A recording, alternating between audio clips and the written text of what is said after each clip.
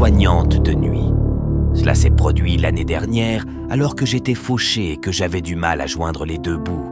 Je viens de déménager et je ne voulais pas retourner chez mes parents. Quoi qu'il en soit, j'étais tellement désespéré que je cherchais sur Craigslist des concerts de type aide ménagère, juste pour gagner de l'argent rapidement, pendant que je cherchais un poste à temps plein. Après avoir répondu à plusieurs, j'ai reçu une réponse d'un homme qui s'était présenté comme un handicapé qui avait besoin d'aide pour ses routines du matin et du soir, car il avait mal au dos en tant qu'ancien soignant. Je n'ai pas pensé à sa demande d'aide pour se laver et s'habiller, car je savais que cela pourrait être difficile pour certains. Après avoir bavardé au téléphone et arrivé à la conclusion qu'il était un gars gentil et normal, je me suis rendu dans sa maison de ville tard dans la nuit pour l'aider dans sa routine nocturne.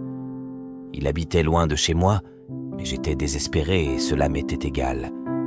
Il a même dit que je pouvais passer la nuit, car il avait besoin de moi le matin de toute façon. Une fois que j'y suis arrivé, c'était un homme d'apparence décente dans la fin des années 30, au début des années 40 avec une canne. Il m'a payé $200 d'avance pour la routine nocturne et matinale prévue le lendemain. Il a expliqué qu'il était un ancien militaire et qu'il avait récemment subi une opération au dos. Les choses ont commencé à devenir bizarres une fois qu'il m'a offert du vin et a commenté à quel point il me trouvait mignonne. J'aurais dû voir cela comme un gros drapeau rouge. Mais encore une fois, j'étais super pauvre, mais je ne voulais pas le tromper en fuyant avec son argent, alors je lui ai donné le bénéfice du doute. Il m'a ensuite conduit dans sa chambre, où il s'est déshabillé pour sa douche du soir. J'étais horrifié depuis que j'ai vu qu'il avait déjà une érection géante et je voulais que je le lave. Il m'a demandé si je voulais me déshabiller et j'ai refusé. Il a répondu respectueusement. Cependant, il a touché mes fesses. Quand je me suis penché pour ramasser quelque chose pour lui, j'aurais dû m'enfuir sur le champ. J'attendais le bon moment. Après lui avoir rapidement donné la douche la moins sexy possible de la manière la plus platonique, il est sorti et a dit qu'il allait se coucher mais qu'il ne voulait pas porter de vêtements. La chambre d'amis où je logeais était juste à côté de la sienne et même si j'étais fatigué, j'étais encore assez nerveuse. Mon instinct me disait de foutre le camp de là. Le problème était que nous étions dans une maison de ville de 2 étages. Et nous étions au dernier étage et des barrières pour bébés sont installées à chaque étage pour que son chat ne s'enfuit pas. De plus, il avait éteint toutes les lumières des étages inférieurs. Il faisait donc nuit noire. Pour sortir, je devais passer devant sa chambre. J'ai tranquillement rangé mes affaires dans mon sac à main pendant que j'entendais son téléviseur hurler.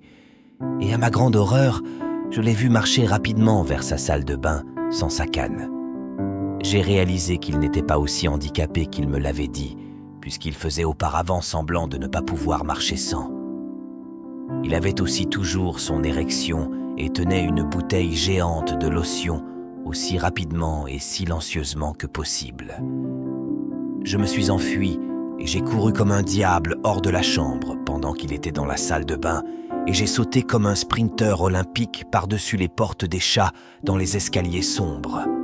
Alors que j'ouvrais la porte d'entrée, j'ai entendu l'alarme de sa maison se déclencher. Je suis monté dans ma voiture aussi vite que l'éclair, le cœur battant comme un fou. J'ai immédiatement reçu des appels téléphoniques de son numéro et chaque voiture qui me suivait me terrifiait jusqu'à ce que je sorte de là. Enfin, après 2 heures de route, j'étais de retour chez moi et reconnaissant d'être sorti de là. Qui sait ce qui aurait pu se passer si j'avais passé la nuit, mais je ne voulais pas rester pour le savoir. Envoyez-moi un message si vous avez une histoire à partager et si vous avez aimé cette histoire, n'hésitez pas à aimer et à vous abonner. Chaque clic compte. Merci.